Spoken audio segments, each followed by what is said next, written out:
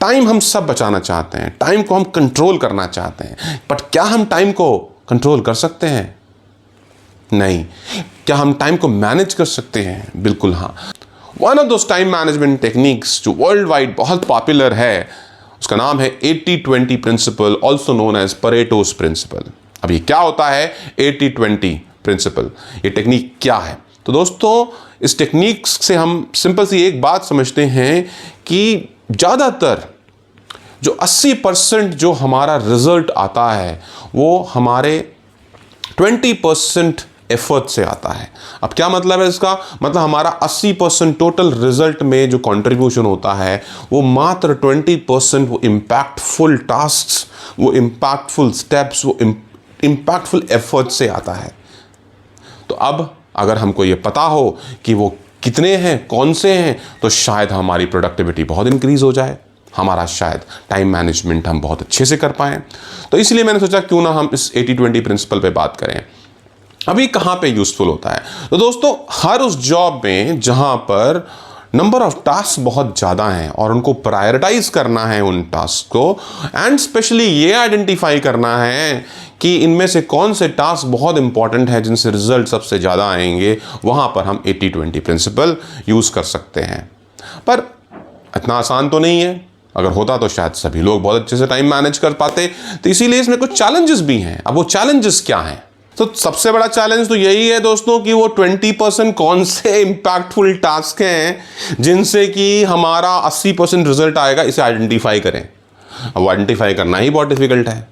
तो इसलिए बहुत इंपॉर्टेंट है कि हम इन 3 बातों को ध्यान में रखें। उसमें सबसे पहली बात तो यही है दोस्तों कि हम समझने की कोशिश करें अपने पास्ट परफॉर्मेंसेस, डेटा रिकॉर्ड्स को, जहाँ से हम पैटर्न्स को एनालाइज करें कि वो कौन से एफर्ट्स हैं, वो कौन से टास्क हैं, वो कौन से इनिशिएटिव्स हैं जिससे हमको मैक्सिमम रिजल्ट मिलता है। इसको समझने के बाद, कहीं ना कहीं इसको समझने के बाद हम अपने उन सभी टास्क को प्रायोरिटाइज करें और उनमें से देखें वो 20% टास्क कौन से हैं जिनमें हाईएस्ट पोटेंशियल है हमारे गोल्स को अचीव कराने का। So based on those potential, not just basis that importance and urgency, but on the potential of how much impact they can make, हम उनको यूज करें। और तीसरा है दोस्तों, हम अपने कलीग से भी फीडबैक लें। उनके हिसाब से वो टास्क कौन से हैं जिनमें मैक्सिमम एफर्ट डाला जाए तो हमको हमारा 80% रिजल्ट, हमारा 80% गोल अचीव करने में मदद मिले। तो उससे भी कहीं ना कहीं हमको मदद मिलेगी। तो अगर आप ये 3 बातें ध्यान रखेंगे तो आप इन चैलेंजेस को ओवरकम कर पाएंगे जो परेटो प्रिंसिपल को यूज करते हुए होती हैं। अब आपको अगर मैं ये पूछूं कि हम किस जॉब रोल पर ये ज़्यादा यूज़ कर सकते हैं, तो दोस्तों हर वो जॉब रोल जहाँ पर एफिशिएंसी को मैक्सिमाइज करना है, प्रोडक्टिविटी बढ़ानी है और उसके लिए प्रायोरिटाइज करना है, हाई प्रायोरिटाइजेशन इंपॉर्टेंट है। वहाँ पर मल्टीपल टास्क हैं डेली में करने के लिए, कुछ इंपॉर्टेंट हैं, कुछ बहुत इंपॉर्टेंट हैं, कुछ छोटे हैं, कुछ बहुत बड़े हैं और ये समझ में नहीं आता है कि किसका इम्पैक्ट कितना आएगा।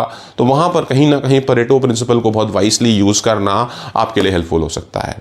तो अगर आप परेटो प्रिंसिपल या 80-20 प्रिंसिपल यूज़ करते हैं, जो कि है कि आपको ये समझना बहुत ज़रूरी है कि वो 20% कौन से टास्क हैं जहाँ पर आपको एफर्ट डालना है जिनसे आपको 80% रिजल्ट आ सकता है, 80% आपके गोल का अचीवमेंट हो सकता है, तो आप 80-20 प्रिंसिपल के मास्टर बन जाएंगे और टाइम मैनेजमेंट बहुत अच्छे से कर पाएंगे। तो दोस्तों, आई होप आपको मेरी ये वीडियो बहुत अच्छी लगी होगी। अगर अच्छी लगी है तो प्लीज़ मेरे चैनल अजीत पनिकर ऑफिशियल को सब्सक्राइब करना ना भूलें और बेल नोटिफिकेशन ज़रूर दबाएं। और भी टाइम मैनेजमेंट टेक्निक्स को मैं लेके आ रहा हूँ। Keep on watching my channel.